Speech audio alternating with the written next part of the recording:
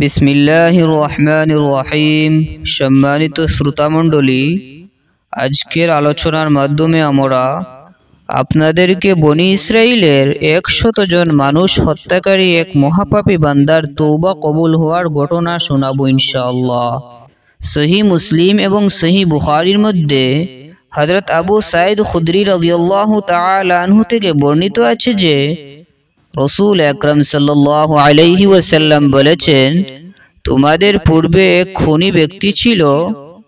সে 99 জনকে হত্যা করেছিল। তারপর যখন তার মনে অনুশোচনা আসলো, তখন সে এক ইহুদি দরবেশকে জিজ্ঞাসা করলো তার তওবার কোনো উপায় আছে কিনা। ইহুদি দরবেশ তাকে বলেছিল, তোমার তওবা কবুল হবে না। একথা শুনে লোকটি রেগে গিয়ে শেষমেশ সেই দরবেশকেই হত্যা করে ফেলেছিল। এভাবে তার হত্যার সংখ্যা গিয়ে দাঁড়ালো 100। এবার লোকটি আরো বেশি অনুতপ্ত হলো, তাই সে তওবার সন্ধানে বের হলো। এবার একজন বড় আলিমের সঙ্গে তার দেখা হলো। সে সেই আলিমকে জিজ্ঞেস করলো, আমি 100 জনকে হত্যা করেছি, এখন আমার তওবা কবুল হবে কিনা। ইহুদি আলিম বলেছিল, অবশ্যই হবে। তোমার তওবা কবুল হওয়ার কোনো বাধা নেই। তুমি আল্লাহর ঘর বাইতুল মুকদ্দাসে চলে যাও। সেখানে গিয়ে দেখবে অনেক মানুষ আল্লাহর ইবাদতে মশগুল আছে।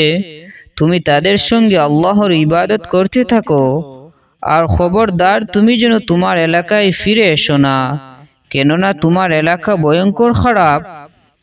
লোকটি ঘর থেকে বেরিয়েই বাইতুল মুকদ্দাসের উদ্দেশ্যে রওনা দিল, কিন্তু মাঝপথে তার মৃত্যু হয়ে গেল।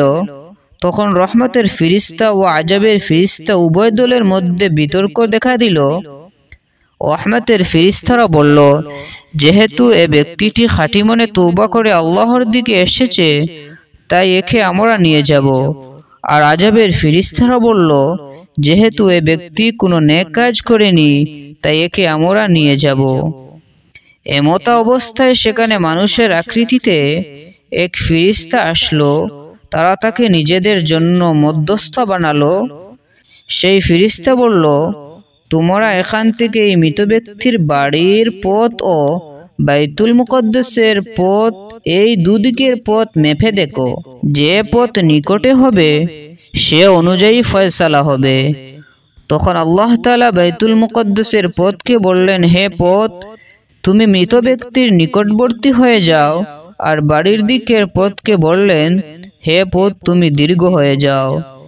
এবার ফিরিস্তারা মেপে দেখলো লোকটি তার সামনের বাইতুল মুকদ্দাসের দিকে 1 বিঘত এগিয়ে আছে। ফলে রহমতের ফিরিস্তারা সেই ব্যক্তিকে নিয়ে গেল। আল্লাহ তাআলা তাকে ক্ষমা করে দিয়ে দিলেন। এ ঘটনা দ্বারা আমরা বুঝতে পারলাম, আল্লাহ রাব্বুল আলামিন হলেন দয়ার সাগর। তিনি নিজের বান্দাদের জন্য মৃত্যুর পূর্ব মুহূর্ত পর্যন্ত তওবার দরজা খুলে রেখেছেন। তিনি 100 জন মানুষকে হত্যাকারী মহাপাপীকেও ক্ষমা করতে পারেন।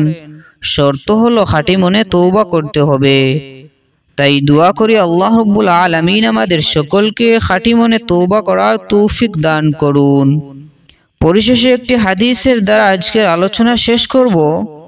সুনানে ইবনে মাজার হাদিসের মধ্যে হযরত আব্দুল্লাহ বিন বুসুর রাদিয়াল্লাহু তাআলা আনহু থেকে বর্ণিত আছে, রাসূলুল্লাহ সাল্লাল্লাহু আলাইহি ওয়াসাল্লাম বলেছেন, যে ব্যক্তির জন্য জান্নাতের সুসংবাদ আছে, সে ব্যক্তির আমলনামায় বেশি বেশি তওবা ও ইস্তিগফার থাকবে। আল্লাহ রাব্বুল আলামিন যেন আমাদের সকলকে খাঁটি নিয়তে তওবা করার তৌফিক এনায়েত করেন। আমিন ইয়া রাব্বাল আলামিন।